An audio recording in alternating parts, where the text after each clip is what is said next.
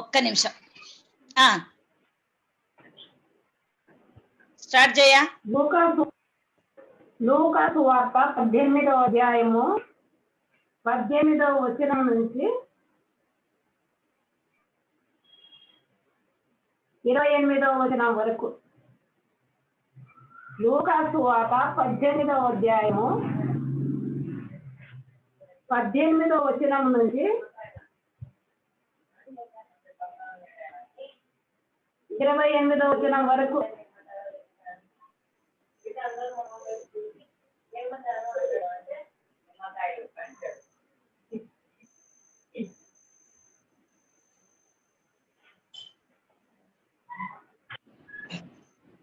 చదవాలా సిస్టర్? మార్చి చదువుదాం.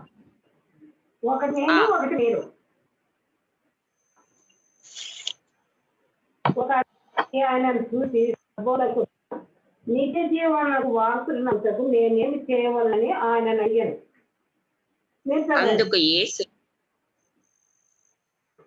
అందుకు యేసు నేను సత్పురుషుడనని ఏలా చెప్పుచున్నావు? దేవుడొక్కడే తప్ప మరి ఎవడునో సత్పురుషుడు కాడు. వ్యభిచరింపవద్దు, నరహత్య చేయవద్దు, దొంగిలవద్దు, అబద్ధ సాక్ష్యం పలకవద్దు, నీ తల్లిదండ్రులను సన్మానింపు, ఆజ్ఞలను ఎరుగుదు కదా అని అతనితో చెప్పారు. అందుకు అతడు బాల్యము నుండి వీటన్నింటిని అనుసరించుచునే ఉన్నాను నేను.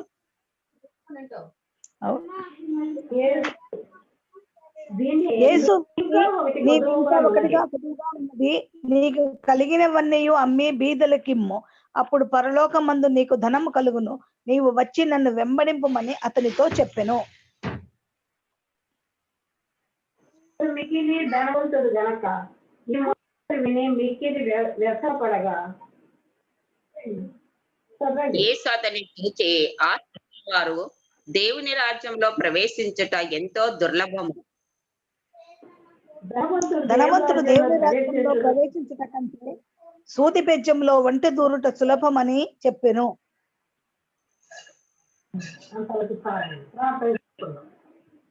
చిన్న ప్రార్థన చేసుకున్నాం. జతే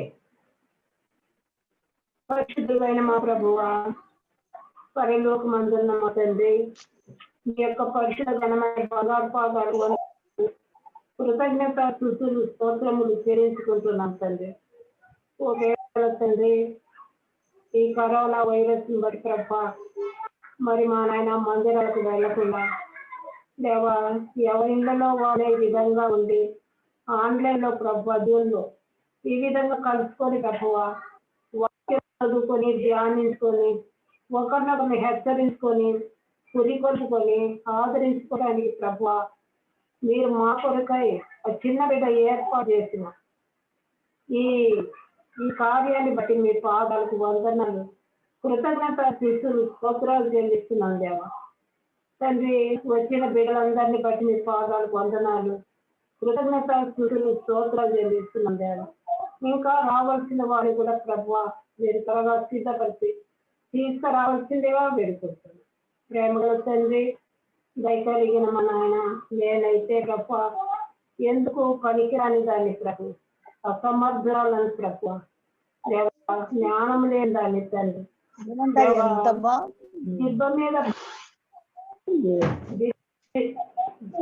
మీద పడేసిన పనికిరాని పాత్రగా ఉన్నప్పుడు ప్రభావం ఉన్నప్పుడు ప్రభువా నీ యొక్క పరిశుభ్రాలు వచ్చి నన్ను యజమాను వాడుకోవటానికి బలమైన పాత్రగా చేసిన గొప్ప పాదాలకు వందనాలు, కృతజ్ఞత స్తుతులు స్తోత్రాలు చెల్లిస్తున్నాం తండ్రి. ఓ ప్రేమ గల తండ్రి, మానవులమైన మేము చెప్తే ఏ మానవుడు అంగీకరించడు, వినడు, అలా చేయడు ప్రభు. అయితే నాయన మీరు నన్ను సిలువ దాకా మరుగుపరిచి దేవా నన్ను సంపూర్ణంగా మీ స్వాధీనంలో తీసుకొని నన్ను మీ యొక్క పరిశుద్ధ రక్తంతో పవిత్రపరిచి పరిశుద్ధపరిచి తండ్రి నన్ను మీ ఆత్మ చేత దేవా నన్ను సంపూర్ణంగా మీ వశం చేసుకుని నాయన మరి ప్రభు నా నోటిని మీ నోటికి బూరగా ఉంచుకొని మీరు మాతో మాట్లాడవలసిందిగా ప్రార్థిస్తున్నాను దేవా. దేవా నీవు సత్యవంతుడైన నిత్య దేవుడు తండ్రి. మీ మాటల్లో శక్తి ఉంది, మీ మాటల్లో బలం ఉంది, మీ మాటలో స్వస్థత ఉంది, మీ మాటల్లో అధికారం ఉంది దేవా. కనుక ప్రభా మీ మాటలు వింటే హృదయాలు మార్చబడతాయి ప్రభువా, జీవితాలు సరిచేయబడతాయి, సరిదిద్దబడతాయి, పురిపల్పబడతాయి, గద్దింపబడతాయి, హెచ్చరింపబడతాయి ప్రభా. మరి సరి చేసుకోవటానికి కూడా వీలవుతుంది ప్రభు. కనుక నాయన మేమందరము కూడా ప్రభా నా నోటిని మీ నోటి బూరలో ఉంచుకొని ప్రభా మీరే మాట్లాడవలసిందిగా ప్రార్థిస్తుంది ప్రభా. మీ మాట విని దాన్ని అంగీకరించి దాని ప్రకారంగా నచ్చటం వల్ల మేము ధన్యులం ప్రభు. కనుక ప్రభా మరి ఇప్పుడు ఈ వాక్యం ద్వారా సరి ధ్యానించుకుంటుండగా దేవా ఒక్కొక్కరితో కూడా మీరు ప్రభా ప్రత్యేకించి మాట్లాడవలసిందిగా ప్రార్థిస్తాం. హృదయాలు తాకి ఖండించి హృదయంలో పెట్టుకుంటున్నాం. సాయం చేయండి సార్ దేవా. ఈ కార్యక్రమం అంతటి కూడా మీకు తోడుగా ఉండండి దేవా. మీ నామానికి మహిమ తీసుకోండి. యేసు నామమున కొద్ది విన్నపములు దయతో ఆలోచించి అంగీకరిస్తున్నాను. సూచించి ప్రార్థించి అడిగి వేడుకొంటున్నాం తండ్రి. ఆమేన్.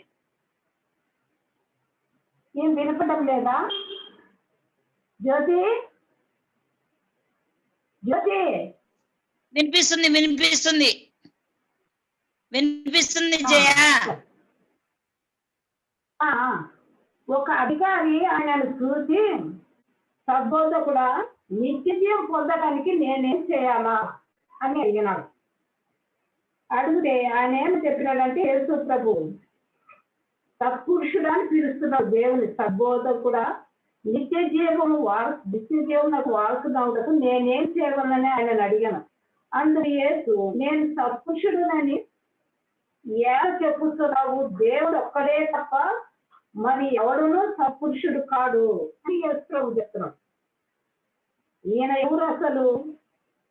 అధికారట, ఒక అధికారట. యేసు ప్రభు దగ్గరకు వచ్చి సత్పురుషుడా నిత్య జీవం పొందాలంటే, నిత్య జీవం నాకు వారసుడు కావాలంటే నేనేం చేయాలని ఆయన అడిగాడు. అడిగితే నేను సత్పురుషుడిని ఎలా చెప్తున్నావు? దేవుడు ఒక్కడే తప్ప మరి ఎవడను సత్పురుషుడు కాడు కదా అని అతనికి సమాధానం ఇచ్చి ఆయనకు ఆజ్ఞ చెప్తున్నాడు. వ్యభిచరింపవద్దు, నరహత్య చేయవద్దు, దొంగిలవద్దు, అబద్ధ సాక్ష్యం పలకవద్దు, నీ తల్లిదండ్రులను సన్మానింపుము, ఆజ్ఞలను ఎరువులు కదా అని అతనితో చెప్పింది. మన పదాజ్ఞలు ఉన్నాయి కదా, అవన్నీ నువ్వు నడుస్తున్నావు, దాన్ని ఆచరిస్తున్నావా? ఆ విధంగా నడుచుకుంటున్నావా? ఆ ఆజ్ఞలు నీకు తెలుసు కదా అని యేసు ప్రభు అతడు చెప్పినాడు. చెప్తే అతను అంటున్నాడు, అందుకు అతడు బాల్యం నుండి వీటిని అన్నిటినీ అనుసరిస్తూనే ఉన్నాను.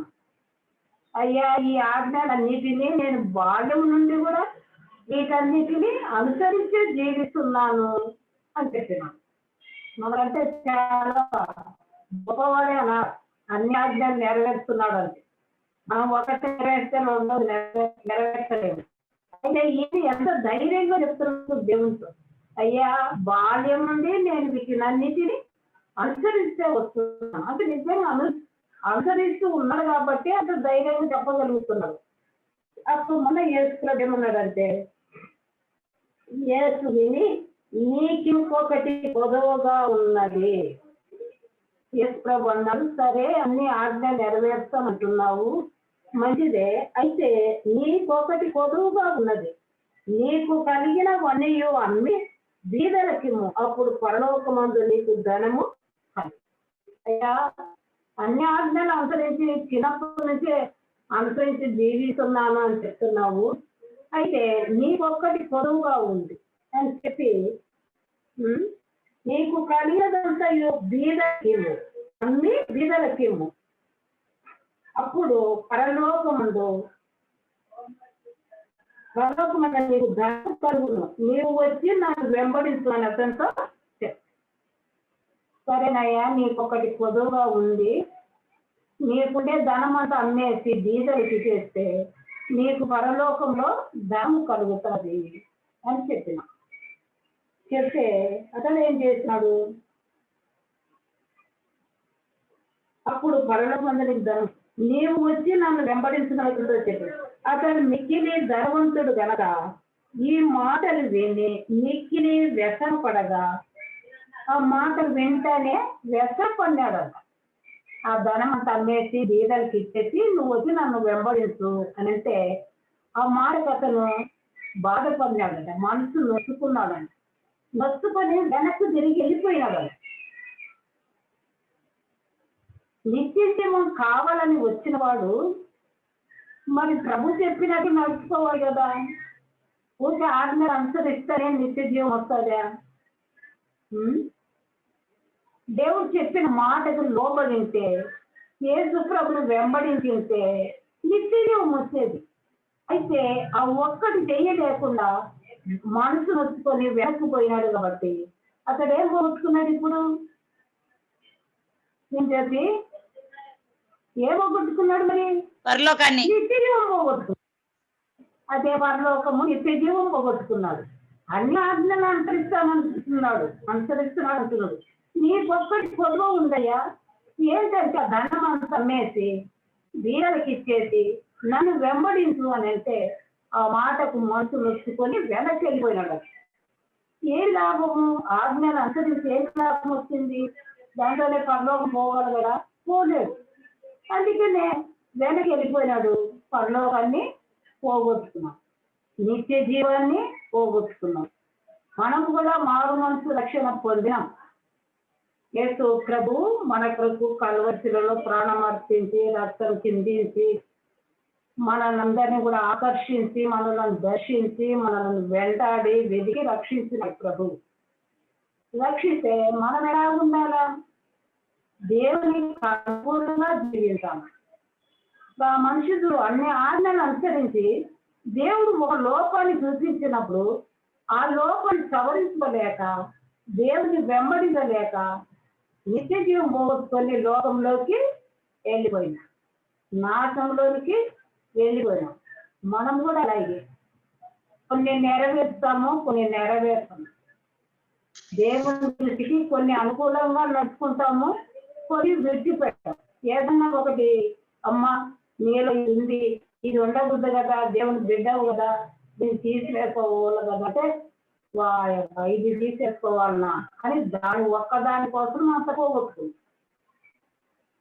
దాని ఒక్కదాన్ని వదలలేక ఆ ఇష్టాన్ని తీసేసుకోలేక మనసు కష్టపరుచుకొని మనం కూడా నిత్యజీవం అలాగే పోగొట్టుకుంటాం.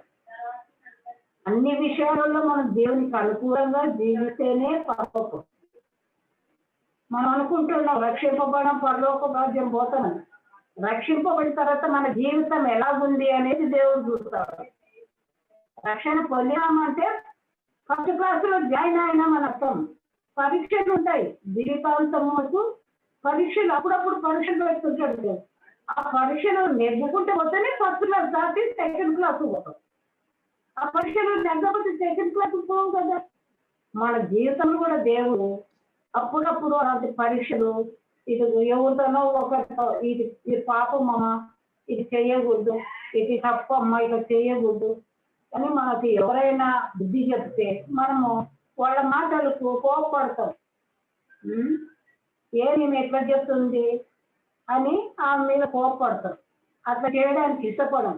నిజమే కదా, ఆమె చెప్పింది నిజమే, ఇది నేను తీసేసుకోవాలా, దీన్ని విడిచిపెట్టాలా, నేను దీన్ని మర్చిపోవాలా, నేను దీన్ని మానుకోవాలా, నేను నీకు చేయకూడదు అని మనం అనుకుని సవరిస్తాం. దాన్ని సవరించుకోకపోతే నిత్యం పోగొట్టుకుంటాం. ఇప్పుడు ఆ మంచి నిత్యం పోగొట్టుకున్నాడు కదా. కాబట్టి మనలో ఎన్నో బలహీనతలు ఉంటాయి. మనం ఎరగం, మన బలహీనతలు మనం ఎరగం, కానీ ఎదుటి వాళ్ళ బలహీనతలు మనం బాగా కనపడుతుంటాయి. మన బలహీనతలు మనం ఎరిగితే పరిశుద్ధంగా జీవిస్తాం లోకంలో, దేవుని రాజ్యంలో ప్రవేశం అనుకుంటాం.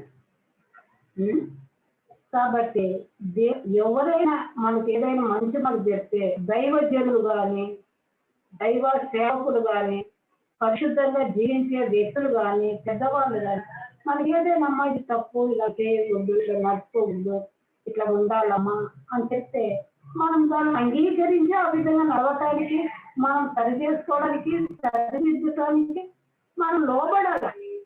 అట్లా లోబడకపోతే ఆయన ఎట్లా నిత్య జీవం పోగొట్టుకున్నాడో మనం కూడా అలాగే పోగొట్టుకుంటున్నాం. కాబట్టి మారు మనసు రక్షణ పొందిన తర్వాత మన దేవుడు ఏమని చెప్తాడు, నేను పరిశుద్ధుడను కనుక మీరును పరిశుద్ధులయ్యుండుడి అని చెప్తాడు దేవుడు. మరి మనం పరిశుద్ధులుగా ఉండటానికి ప్రయత్నం చేయాలి. మన ప్రయత్నంతో ఉండలేము కానీ దేవుని సహాయం అడగాలి. ప్రభా, ఈ పాపం నాలో ఉంది, ఈ దోషం నాలో ఉంది ప్రభా, దీన్ని తీసివేయ ప్రభా, నేను తీసివేసుకోలేకున్నాడా ప్రభా అని ప్రభుని అడిగితే తప్పనిసరిగా తీసేస్తాను. తప్పనిసరిగా మనం దాన్ని మనకు దూరం చేసేస్తాం. పరిశుద్ధ జీవితం జీవిస్తాం. అలాగే విశ్వాసం కూడా. మనిషి కుమారుడు భూమి మీదకి వచ్చినప్పుడు భూమి మీద విశ్వాసం మనం కనుగొననా అని దేవుడు అడుగుతున్నాడు. ఒక క్వశ్చన్ వేసినాడు. మనిషి కుమారుడు భూమి మీదకి వచ్చినప్పుడు భూమి మీద విశ్వాసం మనం కనుగొననా అంటే, విశ్వాసం కోల్పోయే రోజులు, విశ్వాసం నుంచి పడిపోయే రోజులు, విశ్వాసం లేక అనుమానపడ్డాము, సందేహపడ్డామని వస్తున్నాయి. ఇవి శ్రమలు వచ్చినప్పుడు నిజంగా దేవుడు ఉన్నాడా లేదా అనే పరిస్థితులు వస్తుంది. కష్టమో, శ్రమనో, వ్యాధో, బాధో ఏదో ఒకటి మనం సంభవించినప్పుడు ఎక్కడున్నాడబ్బా దేవుడు, ఇంత ప్రార్థన చేస్తున్నాం, ఇంత చేస్తున్నాం, అంత చేస్తున్నాం, ఇదేనా దేవుడు తెచ్చింది మనకు? ఆ సనుగులు వనుగులు మనం వదిలిపెట్టాలి. ఇస్రాయేలు ప్రజలు అసలు సరిగే మార్గం మధ్యలోనే నశించిపోయినారు. వాళ్ళు కాలంలో ప్రవేశించలేదు. ఎప్పటికి దేవుని మీద సనుగులు కానీ గొనుగులు కానీ చేయరు. ఎందుకంటే ఆయన బహు ప్రాణాన్ని ఇచ్చిన దేవుడు. మనకు ఏమి ఇవ్వడానికి ఆయన ఎంత ఇస్తాడు? ఇచ్చాడు. ఎందుకంటే మనకి ఏది క్షేమకరమో అది చేస్తుంటాడు ఆయన. మనం ఆశించిందల్లా ఇవ్వాలని ఇస్తే మనము పడిపోతాము, చెడిపోతాము, మన స్వాతంత్రంగా జీవించడానికి ఇష్టపడతాం. దేవుడు చెప్పినట్లు మనం అనుకోగా లోబడి ఆయన చిత్తాన్ని ఎరిగి మనం నడిస్తే ఆయన దృష్టికి యోగ్యముగా జీవిస్తాము, ఆయనకి ఇష్టలుగా కూడా జీవిస్తాం. మనం ఎప్పుడు లోకాన్ని ఆశించనే అసలు లోకాశలు, శరీరాశ, నేత్రాశ, జీవపు దంభము ఇవన్నీ ఎవరి నుంచి వస్తాయంట? దుష్టుల నుంచి కలిగేటువంటి. ఏంటి? లోకాశ, శరీరాశ, నేత్రాశ, జీవపు దంభం. ఇదేంటిది? ఇవి దుష్టుల వల్ల పుట్టినటువంటి. ఇవి మనలో ఉన్నాయంటే మరి దుష్టుని పిల్లలమైనట్టు మనం అవి లేకుండా చూసుకోవాలి. మరి మారు మనసు రక్షణ పొందిన ప్రతి బిడ్డలు దేవుని ఆత్మ ఉంది అని ఎరగాల. నిజంగా మారు మనసు రక్షణ పొందితే దేవుని ఆత్మ వాళ్ళలో ఉంటుంది. పరిశుద్ధాత్మ పంపిస్తే అన్నాడు కదా, నేను నా తండ్రి అనేక నివాసాలు ఉన్నాయి, నేను మా తండ్రి ఉండు చోటున మిమ్మలను కూడా నేను కూడా స్థలం సిద్ధపరచడానికి వెళుతున్నాను అంటే, ప్రభా మేము ఒంటరిగా ఎట్లా ఉండాలంటే పరిశుద్ధాత్మ పంపిస్తాను, ఆయన మిమ్మల్ని సర్వ సత్యంలోనికి నడిపిస్తాడు, నేను చెప్పిన బోధ కాక వేక బోధ బోధించాడు ఆయన అని చెప్పినాడు దేవుడు. నీకు ఆదరణకర్తగా పరిశుద్ధాత్మను పంపిస్తాను అన్నాడు. ఆ పరిశుద్ధాత్మ మనలో ఎప్పుడైతే మారు మనసు రక్షణ పొందుతామో అప్పుడు తప్పనిసరిగా మనకు ఆత్మ మనలో పంపించినాడు దేవుడు. ఆ ఆత్మ మనతో మాట్లాడుతుంటాడు. ఆ ఆత్మ మనతో ఎప్పుడు మాట్లాడతాడు? ఏదైనా తప్పు చేయడానికి పోయినప్పుడు, ఏదైనా చెడ్డ తలంపు తెలిసినప్పుడు వెంటనే మాట్లాడతాడు. ఇదిగో నువ్వు తప్పు చేస్తున్నావు, ఇదిగో ఇది పాపం, ఇది దేవునికి ఇష్టమైన కార్యం అని దేవుడు తెలియజేస్తుంటాడు. మన పరిశుద్ధాత్మ దేవుడు మనతో మాట్లాడుతుంటాడు. ఒక ఉదాహరణ చెప్తా చూడు. నా సంగతే, మా ఇంటి పక్కన తులకాలు ఉంది. మా కాలు అంటే ఇంట్లో ఉండే అందరి మున్సిపల్ కాలువ ఉంటుంది కదా, ఆ కాలువ నీళ్ళు ఇంటి మీద పోకూడదంట, ఇంటి కాలువలో పోకూడదు, అందరికి ఒకటే కాలువ కదా, మా మురికి నీళ్ళు వాళ్ళకి పోకూడదు అని కొట్లాడుతుంటే కసు అంతా తెచ్చి కుప్పగా పోస్తుంది. మా నీళ్లు వాళ్ళకి పోకూడదని, వాళ్ళ ఇంటి ముందు పారుకుందని. అట్లా వేస్తుంటే తాత నాకేమని చెప్తుంది, నువ్వు కూడా పోయి మీ కాదు కూడా పోయి ఆ కాలువ పోయి అని తాతాను బోధిస్తుంది. నాకు సైతాన్ నువ్వు కూడా చెత్త చెదలు నీ చెట్లు అన్నీ రాళ్ళు వెళ్తాయి కదా, ఆ చెత్త అంతా తీసుకుపోయి నువ్వు కూడా ఒక కాలు కొడుకుంది చెప్తే నేను అంటున్నా మళ్ళీ బయట నేను ఎప్పుడు పోయాను అబ్బా, ఎప్పుడు పగలంతా బయటనే ఉంటది, ఎప్పుడు పోయాను నేనంటే రాత్రి పోయి ఆమె లోపల అందుకుంటారు కదా అందరూ, బయట వాళ్ళు కూడా చూడరు కదా, ఆమె లోపల పండుకొని నిద్రపోతుంది కాబట్టి అప్పుడు పోయి అంటే అంటే సరేలే అని అంటే యేసు ప్రభు ఏమని మాట్లాడుతున్నాడు, ఎవరు చూడరులే రాత్రిపూట కూర్స్తాము పోస్తాము అని అనుకుంటున్నావు, నేను చూడడం లేదా అన్నాడు దేవుడు. నేను చూస్తున్నా కదా, వాళ్ళు ఎవరు చూడరు, నేను చూస్తున్నా కదా నువ్వు చేసే పని అని. అవు ప్రభా నిజమే, నేను సాతాను మాటలు నమ్మి అది చేయాలనుకున్నా, అట్లా చెయ్యను ప్రభా, నేను మీద నువ్వు నిజమే చూస్తుంటావు, నువ్వు పై నుంచి నేను ఏ పని చేసినా కూడా చూస్తూనే ఉంటావు, ఆ గ్రహింపు లేక నేను అట్లా అనుకున్నాను ప్రభా, నన్ను క్షమించు తల్లి, నేను ఆ పని చేయను ప్రభా అని ఒప్పుకొని సరి చేసుకుంది. అట్లా పరిశుద్ధాత్మ తప్పనిసరిగా మాట్లాడుతున్నాను. ఎప్పుడైనా అలా తప్పు చేయడానికి పోయినప్పుడు అట్లా నా జీవితంలో ఎన్నో అనుభవించింది. ఒకసారి అన్నిల పెళ్లికి పోయినా సాయిబాబా టెంపుల్కి, అదిగో మా స్టాఫ్ లో ఒక హీరాబాయి అక్కని, ఆ అక్క బిడ్డది పెళ్లి అయితే మా స్టాఫ్ అందరినీ రమ్మని పోయినా. పోతే మొగోళ్ళు ఆడవాళ్ళు అందరు స్టాఫ్ అంతా కలిసి ఏదో నవ్వుకుంటా తమాటలు ఆడుకుంటా అంత సంతోషంగా ఉన్నారు వాళ్ళు. నాకైతే బాధ కలుగుతుంది, ఏందో పోగొట్టుకున్నట్టుగా, ఏందో నాకు అసలు నెమ్మది లేదు, వాళ్ళ సంతోషం పాల్గొనలే. నేను బాధపడుకుంటా ఉంటే దేవుడు మాట్లాడుతున్నాడు, ఇప్పుడు ఎక్కడున్నావు నువ్వు, ఇప్పుడు యేసు ప్రభు రెండవ రకంలో వస్తే నువ్వు పైకి ఎత్తపడతావా అని అడుగుతున్నాడు దేవుడు. ప్రభా ఇది విగ్రహాల దేవాలయం తండ్రి, ఇక్కడికి రావటం నాకు కర్తే ప్రభు, నిజంగా యేసు ప్రభుత్వం నేను పైకి ఎత్తబడలేదు తండ్రి అని వాళ్ళకి చెప్పేసి నాకెంత బాగలేదబ్బా ఆరోగ్యం అని చెప్పి పరిగెత్తి తిరిగి వచ్చేసిన. అక్కడ ఇంటికి వచ్చి బోర్ల పడిన ఏది క్షమాపణ అయిన ప్రభా, అక్కడ స్థలానికి పోకూడని స్థలానికి నేను పోయినాను ప్రభా, నన్ను క్షమించు తండ్రి, ఇక మీదట నేను పోను ప్రభా.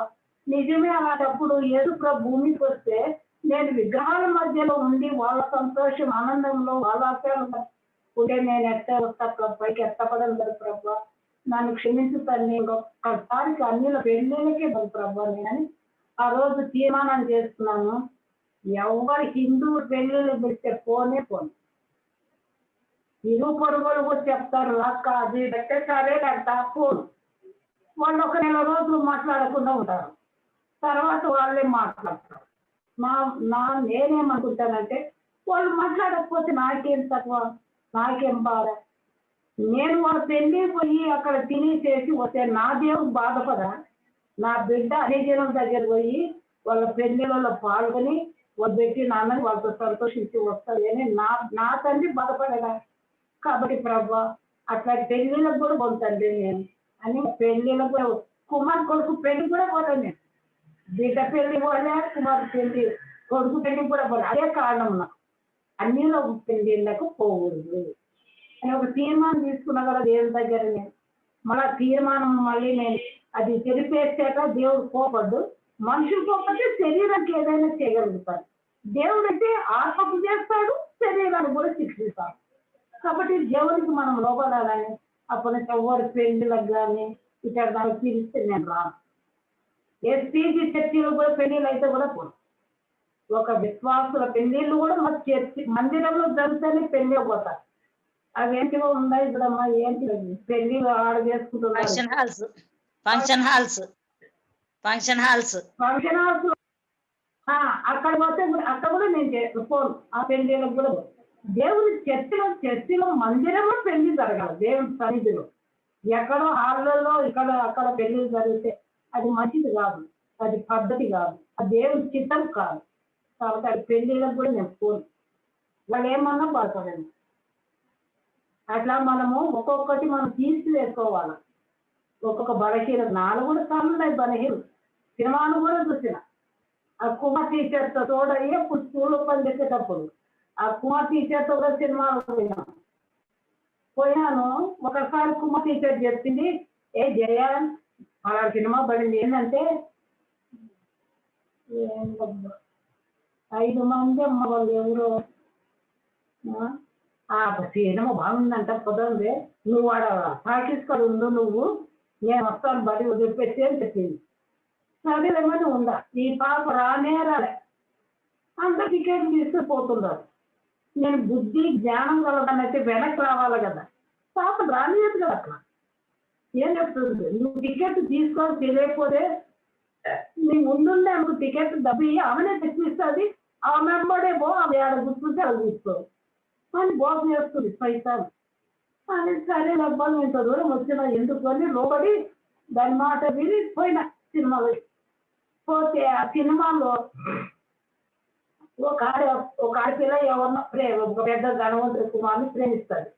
ప్రేమిస్తే వీళ్ళని పిల్లని చేసుకోకూడదని అందరు కలిసి కొన్ని అమెరికాకు చదువుకోమని పంపిస్తారు. వాడు నేను చదువుకొని వచ్చి నేనే పెళ్లి చేసుకుంటాను, నువ్వు అట్లే ఉండని చెప్పింది. వీళ్ళు ఫ్రెండ్స్ అందరు కలిసి ఇంకా వాడు అమెరికాకు పోయినాడు, నువ్వు ఎప్పుడు వస్తాడు, నువ్వు అట్లాడదానివి ఇట్లా ఆడాలి, నువ్వు చెడిపోయిన దానివి అట్లా ఇట్లా అని చెప్పాము మేము అని చుట్టూరు ఆమె చుట్టూరు తిరుగుకుంటూ అందరు ఇట్లా మాట్లాడుతుంటే నేను ఇప్పుడు ఎక్కడున్నా పాప స్థలంలోనే కదా నేను కూడా ఉండేది, ఆమెకు జరిగినట్టు నాకెందుకు జరగదు, నేను కూడా పాపం ఉన్నట్టే కదా సినిమాలోకి వచ్చినానంటే మీరు ఇప్పుడు ఆమె చుట్టూరు ఎక్క మొబైల్ అంటూ అక్క నా కూడా అక్కడ జరుగుతుంది, నేను పాపం ఉండాలి అని అక్కడి నుంచి లేచి వచ్చింది. లేచి వచ్చి ఇంటికి వచ్చి అప్పుడు కూడా ఏటి ప్రభా నేను ఇంకెప్పుడు పోతాను, ఇంకా అట్లా తలాలకు పోకూడదు కదా నాయన అని అప్పుడు కూడా ఇదే మాట మాట్లాడినాడు. ఇప్పుడు సినిమా హాల్లో ఉండవు, నువ్వు ఏసు ప్రభు రెండవ రాక వస్తే నువ్వు పైకి ఎట పడతావా అని అడుగుతున్నాడు దేవుడు. అవును ప్రభు అని అక్కడి నుంచి ఉండకుండా పారేసి వచ్చి ఇంటికి వచ్చి ఏసి ప్రార్థన చేసుకొని అప్పటి నుంచి సినిమా పోవడమే చూస్తుంది. అట్లా ఒక్కొక్కరి దేవుడు నా జీవితంలో తీసేస్తారు, నాతో చెప్తుంటే నేను ఓపడుతున్నా. ప్రతి ఒక్కటి ఇట్లా చెప్తుంటే దేవుడు అవు ప్రభందినే తల్లి ఒప్పుకొని క్షమాపణ అడుగుతున్నా దాన్ని తీసేసుకుంటున్నాం.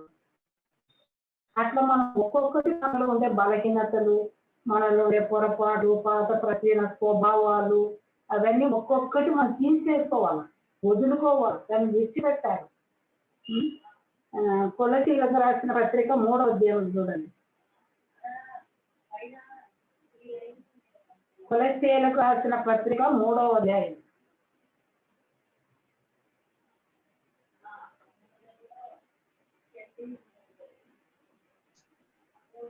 తీసుకున్నారా?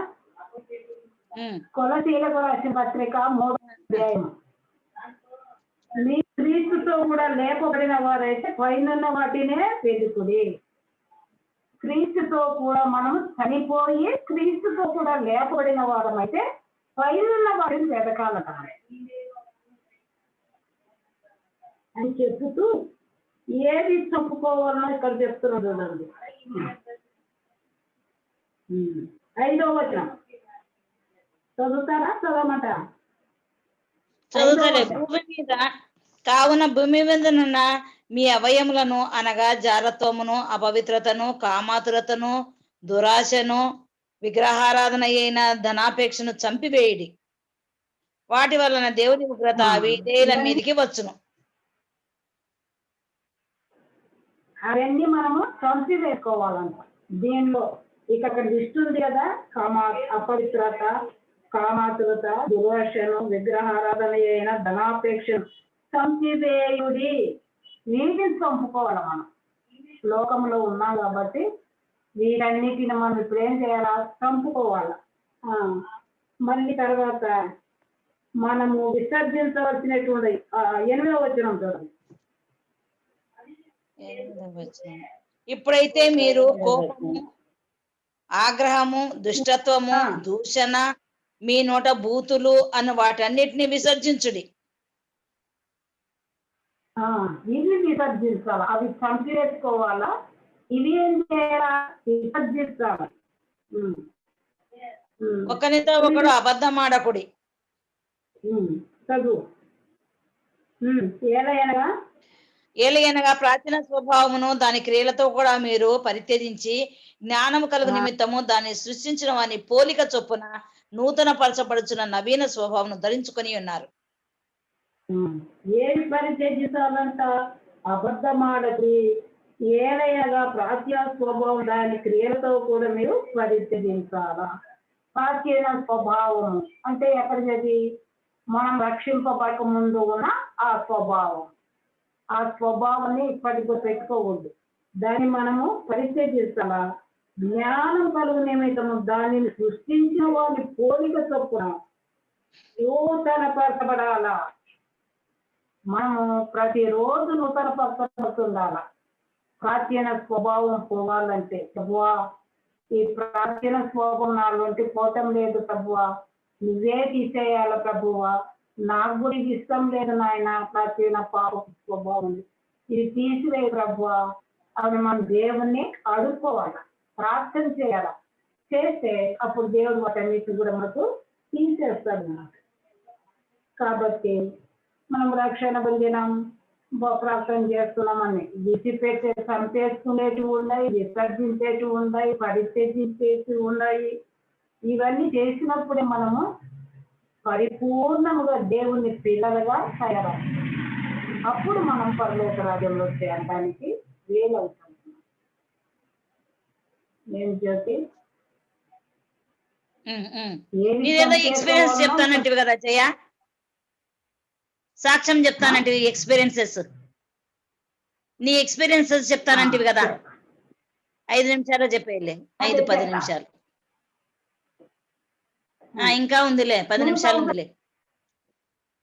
2014లో సండే రోజు చర్చికి పోయేసి ఇంటి దగ్గర భోజనం చేసిన తర్వాత మామిడి పళ్ళు తిందామని ఒక మెత్తటి పండు తీసుకుని దుక్కుతూ ఉంటే బయట కూర్చొని గుండెల్లో నొప్పి వచ్చింది. నోట్లో నుంచి ఇంకా మంట పోయింది. ఏందో నా నోట్లో నుంచి మంట ఇక్కడ అమ్మా నాకు గుండె నొప్పి వచ్చింది అమ్మకి వచ్చి మొత్తంలో పడిపోయాక బెడ్లో పడిపోయారు. పడిపోతే మా దేవకుమార్ని పిలిపించింది మా చిన్న పాప. వాడు వచ్చినాడు, వచ్చి డాక్టర్ దగ్గరికి తీసుకుపోయాడు. తీసుకుపోతే మా వాళ్ళు ఉంది హార్ట్దే నేమోరే, ముందు హార్ట్ ఉండే, నాకు హార్ట్దే ఉండేమని అక్కడ అడ్మిషన్ చేసినారు. 3 రోజులు పెట్టినాడు, ఏం పోలేదు. ఏంటి శని కోమాలో ఉన్నారన్నమాట.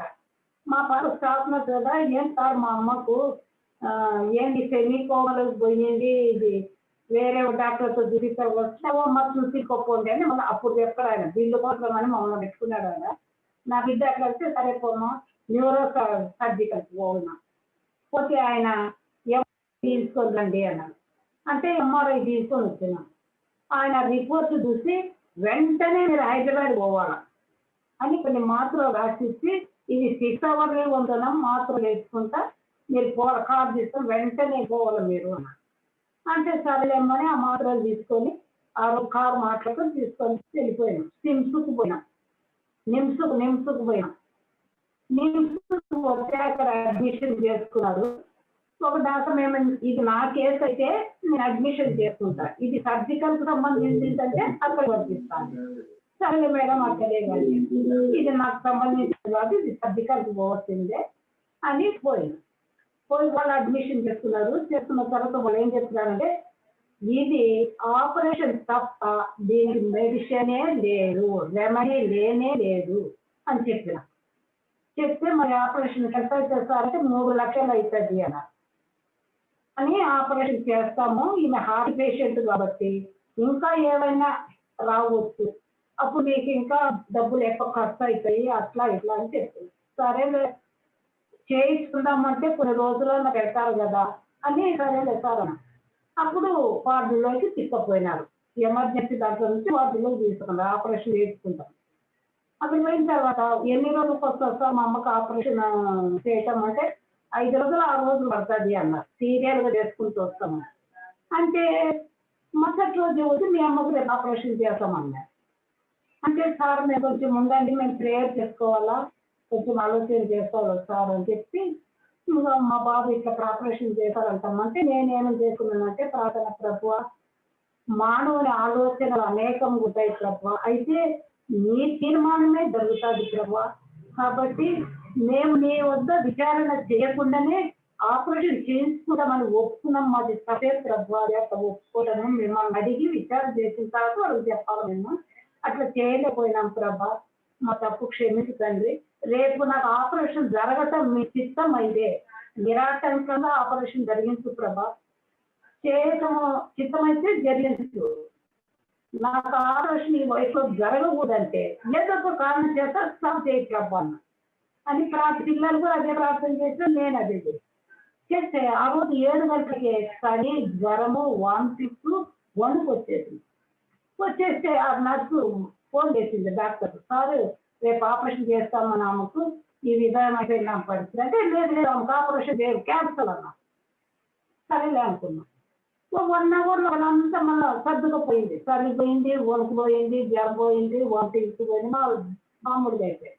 2 రోజులు చూసినారు. తర్వాత వచ్చి డాక్టర్ అసిస్టెంట్ వచ్చి ఏమయ్యా మీ అమ్మకు ఆపరేషన్ చేసుకుంటారా అంటే లేదు సార్ మేము తీసుకోం సార్ అంటే ఎందుకంటే మేము మా దేవుడికి ప్రార్థన చేస్తున్నాం సార్, అప్పుడు మా అమ్మకు వామిటింగ్స్, చలి, జ్వరం ఉంటుంది కదా, అప్పుడు మీరేమన్నారు అంటే మేము చేయమన్నారు కదా, దేవుడే అట్లా చేసి ఆపరేషన్ జరగకుండా చేస్తాడు మా దేవుడు, కాబట్టి మేము ఆపరేషన్ చేసుకోం సార్ అంటే ఏమి అట్లా చెప్తావు నువ్వు, సరే పెద్ద డాక్టర్ వస్తాడు ఆయనతో చెప్పండి ఈ మాట అంటే సరే సార్ చెప్తాంలేండి అంటే పెద్ద డాక్టర్ వచ్చాడు. నువ్వు జయలక్ష్మి గట్టి వచ్చినావు, అందుకుని లేచి కూర్చొని భయపడి అంత గట్టిగా వచ్చినా కానీ కోపం వచ్చింది ఆపరేషన్ చేసుకోవాలి అని వచ్చి ఏం ఆపరేషన్ చేసుకుంటారా లేదా మీ అమ్మకంటే సార్ చేసుకోండి సార్, మేము మా దేవుడు ఒక సూచన కలిగించాడు మా చేసుకోకూడదు కాబట్టి మేము చేసుకోం సార్ అంటే వెంటనే 1 అవర్లో మీ బెడ్ ఖాళీ చేసి డిశ్చార్జ్ వెళ్ళిపోవాలి అంటే సరే సార్ పోతాం సార్. అట్లనే ఆ రోజు నైట్ 9 గంటలకంతా బిల్లు కట్టేసి కార్ తీసుకొని ఇంటికి వచ్చినాం. 2-3 రోజులు తిన్నది వామిటింగ్స్ అవుతుంది, తలనొప్పి అంత పెద్దగా లేదు, అట్లా ఉంది. మేము ఒకటి ప్రభా నువ్వు మాకు ఆటంకం కలిగించినావు కాబట్టి ఆ ఆటంకాన్ని నమ్మి విలాము వల్ల మేము దాచుకోలేదు తప్ప ఆ ఆటంకాన్ని నమ్మి మేము లోబడి మీకు ఆపరేషన్ చేసుకోకుండా వచ్చినాం తప్ప అని ప్రార్థన చేస్తుంటే రోజుకు అన్ని తగ్గిపోయి బాగా అయిపోయినాయి. ఒక 1 నెల రోజులకంతా కవర్ అయిపోయినా బాగా ఒక్కగా నేను నడుచుకుంటూ పోవడం, చెప్పి కాడికి రోడ్డు మీద పోయి ఆటో ఎక్కడం అవన్నీ జరుగుతుంది. తర్వాత సేవకురా పరిచయలో వాడుకోవడం జరిగింది. ఆ దేవుడు ఆపరేషన్ జరగకుండానే ఆ డాక్టర్ చెప్పినాడు మీ అమ్మ తలలో బాంబు పెట్టుకొని పోతున్నావు, అది ఎప్పుడో సార్ పేరుతారు, మీ అమ్మ చచ్చిపోయి చూస్తారంటే సార్ మా దేవుడు చనిపోయిన కూడా బ్రతికితే దేవుడు సార్ అని చెప్పి వచ్చినాం. దేవుడు ఇంతవరకు ఏమి లేదు చూడమని దేవునికి స్తోత్రం. కరోనా చెప్పు, కరోనాది కరోనా జలుబు చేసి జ్వరము, ఎక్కువ జ్వరం లేదు, కొద్దిగా జ్వరము, చిన్న కొద్దిగా దగ్గు వస్తుంది, అదే బట్టి దగ్గు వస్తుంది ఎప్పుడే కదా. అట్లా వస్తుంటే మా వాడిని చూసి అమ్మా ఊరికి టెస్ట్ చేపిస్తాం పనికేమో మాటి దగ్గు తెచ్చే పోయినాం. కరోనా పాజిటివ్ వచ్చింది. హలో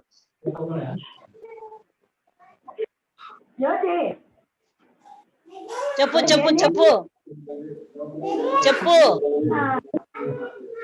అని అమ్మ పాజిటివ్ వచ్చింది డాక్టర్ కాడికి పోయాం.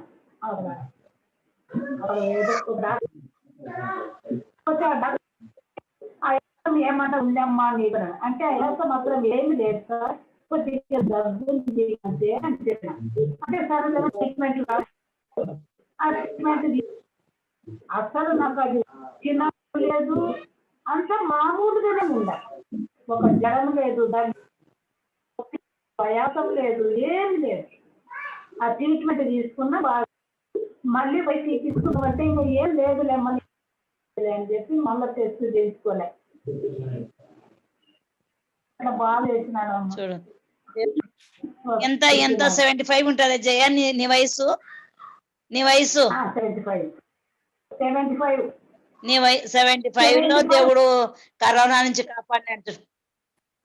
75 లో దేవుడు కరోనా నుంచి కాపాడినాడు చూడు. ఇంకోటి ఏదో సాక్ష్యం చెప్తానన్నా, 3వది ఖచ్చితంగా ఇంకోటి చెప్తానంటివి, ఇంకొకటి చెప్తానంటివి ఉందిలే, ఇంకా 5 నిమిషాలు ఉందిలే, 5 నిమిషాలు ఉందిలే చెప్పు. అదే టీబీ అది టీబీ ఆ టీబీ చెప్పు. ఆ టీబీ చెప్పు.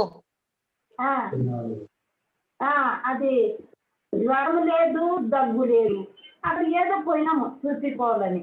చల్లని దగ్గుకే దగ్గు వస్తుండే అని పోయినాం. ఎందుకో చల్లనీళ్ళు అవుతుంది, నీకు దగ్గు వస్తుందమ్మా, పోయి చూపిస్తున్నాం కదా అని పోయినాం. ఎక్కడ రాయవేలూరులో సిఎంసిలో చూపించుకుంటే వాళ్ళు చూసి నీకు ఇది వచ్చిందమ్మన్నారు, బ్రాంకైటిస్ వచ్చింది నీకు అన్నారు. అంటే ఏం సార్, లాస్ ఆఫ్ వెయిట్ లేదు, ఈవినింగ్ టెంపరేచర్ లేదు, కఠినంగా డబ్బు లేదు, నాకు ఎట్లా సార్ అని అడుగుతున్నా. అంటే లేదమ్మా పరీక్షలు చేసినాం కదా అందువల్ల బయటపడిందమ్మా అన్నారు. అని ఒక 6 నెలలు మందులు రెగ్యులర్ గా తిన్నామంటే కంప్లీట్ గా బాగవుతారమ్మా ఇది. అంటే కొంచెం బాధపడినా ఆ సంవత్సరం నాకు వాగ్దానం ఏంటంటే, దేశమా భయపడకుము, సంతోషించి గంతులు వేయము అని వాగ్దానం ఇచ్చినాడు దేవుడు. అని అక్కడ చేపలు అనేది ఉంటది. అంటే మందిరంలో అక్కడ కట్టినారు, రోగులందరూ అక్కడ పోయి ప్రార్థన చేసుకోవాలని. అక్కడికి పోయి ప్రభా నాకు ఈ టీబీ వ్యాధిని అనుమతించినందుకు నీకు స్తోత్రం తండ్రి అని స్తుతించిన దేవుని. నువ్వు అనుమతించినావు కాబట్టి నువ్వే బాగు చేస్తావు.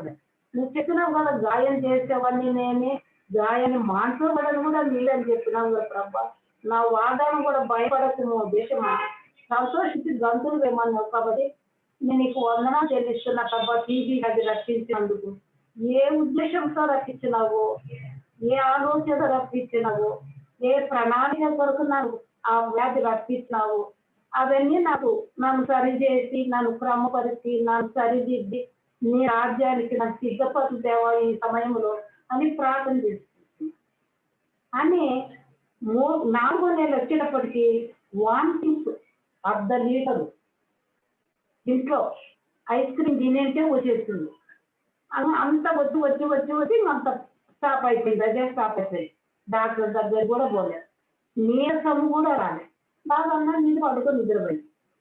నెక్స్ట్ డే నా కొడుకు నన్ను ఏంటిరా రక్తం పడితే కూడా మీరేం పట్టించుకోకుండా ఉన్నారు, నన్ను డాక్టర్కు చూసేకుండా ఉంటారు అని అడిగితే సరిపోరం పామని పోయి చూపిస్తే ఆయన నర్సు చేస్తే అంత బాగుందమ్మా అని ఇంకా రక్తం పడకుండా కొన్ని మాత్రలు ఇచ్చినారు. ఇంకా మీరు తినే మందులే చేయండమ్మా, అక్కడ వాళ్ళు ఇచ్చిన మందులే తింటున్నాను. సరే మళ్ళీ స్త్రీల మీటింగ్ పోయినా ఒకసారి. ఆ పాప ఆంటీ మీకు తప్పనిసరిగా రావాలంటే మా ఇంట్లో స్త్రీల మీటింగ్ పెడుతున్నారు అంటే సరేలేమ్మా. అది 3 అంతస్తు వాడినామని నేను 3 అంతస్తులు ఎక్కి వాళ్ళ ఇంట్లో అడుగు పెట్టినా లేదు, నొప్పిండ బ్లడ్ వచ్చింది. వాళ్ళ బాత్రూమ్లో పరిగెత్తుకుంటారు. పోయి అక్కడ ఒకటే గురుగురు అనేది నోట్లో వచ్చింది, గురుగురు అనేది నోట్ మీద వచ్చింది. అట్లా బాత్రూమ్లో అంతా వాళ్ళ సిస్టర్స్ అందరు మా సేవకురాలే అక్కపట్ల మీరంతా ప్రార్థన చేయాలి అని చెప్తే అంత ఒకరి తర్వాత ఒకరు స్త్రీలందరూ ఏ చేసి ప్రార్థన చేస్తున్నారు. అక్కని కాపాడు ప్రభా, బ్లడ్ వస్తుంది, రాకుండా తీసండి అని పాపం ఏ చేసి అందరు ప్రార్థన చేసి అయిపోయింది. అక్క ఆంటీ మళ్ళీ అయిపోయింది అంటే మళ్ళీ వరుస పెట్టేయండి మీరు అని ఇంకా అయిపోయింది. అయిపోయిన తర్వాత జనరల్ హాస్పిటల్ తీసుకొచ్చినారు. అక్కడ ఏదో ఒక ఇంజక్షన్ వేసి ఇంతలా వాచింది, సరిగా వీనకులు పెట్టకపోయి. అప్పుడు వాణి లేదు, వాణితోనే వానితోనే తెలుసుకుంటాడు అని చెప్పి ఇంకా పోవస్తామా మీరు ఇంటికి అంటే మీ ఇంటికి వచ్చినాను. మళ్ళీ సిఎంసీలో చూపిస్తారు కదా, నాకు ఇట్లా బ్లడ్ పడింది సార్ చెప్పాలి కదా అని వచ్చే చూపిస్తే అన్ని టెస్టులు, గల్ల పరీక్ష, ఎక్స్రే అన్ని టెస్టులు చేసి అమ్మా నీకేమి లేదమ్మా అన్ని నార్మల్గా వచ్చినాయి రిపోర్ట్స్ అని ముక్కు కట్టుకున్న గుడ్డ తీసుకోవాలి నువ్వు అని అక్కడ పోతాను ఇస్తారు, గుడ్డ కట్టుకోమని ఇస్తారు. నీకు అంత బాగా అయిపోయింది కాబట్టి గుడ్డ తీసుకోవాలి.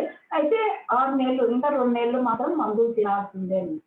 ఎందుకు దేవుడు 5 నెలలలో స్వస్థత ఇచ్చినాడంటే ఆయన ఘనతను మహిమను మానవులకు చెందనీయడు. ఇప్పుడు 6 నెలల తర్వాత అది బాగా అయిందంటే నాకు అది డాక్టర్లు ఇచ్చిన మందుల వల్ల బాగైంది, ఆ ఘనత వాళ్ళపోతుంది. అందుకని దేవుడు అట్లా చేయకుండా 4వ నెల నుండి 5వ నెల వస్తానే బాగు చేస్తాడు. అది దేవుడు చేసింది. వాళ్ళు 6 నెలలు కదా చెప్పింది, దేవుడు 5 నెలల్లోనే బాగు చేస్తున్నాడు. అయితే మందులు కంటిన్యూగా 4 నెలలు అట్లా దేవుడు చేసినాడు. చాలా ఉన్నాయేమో చెప్పాలంటే కదా. వానికి వానికి ఉద్యోగాలు రావాలంటే 9 సంవత్సరాలు వెయిట్ చేసిన ప్రార్థనతో లంచం యొక్క 15,000 కాంట్రాక్ట్ బేసిస్ మీద ఉద్యోగం ఇస్తామంటే లేదు అట్లా డబ్బులు ఇచ్చి ఉద్యోగం తీసుకోం మేము ఆ దేవుడికి ప్రార్థన చేసి మాకు ఫ్రీగా వస్తాయి ఉద్యోగాలు అని చెప్పి 9 సంవత్సరాలు ప్రార్థన చేసిన 9వ సంవత్సరం. దేవునికి స్తోత్రం అబ్బా. థ్యాంక్స్ జయ, మంచి సాక్ష్యం ఇచ్చినావు. చావంచుకు పోయి దేవుడు నిన్ను కాపాడినాడు. దేవునికే స్తోత్రము, ఘనత, మహిమ. రికార్డింగ్ అంతా ఆయనకే.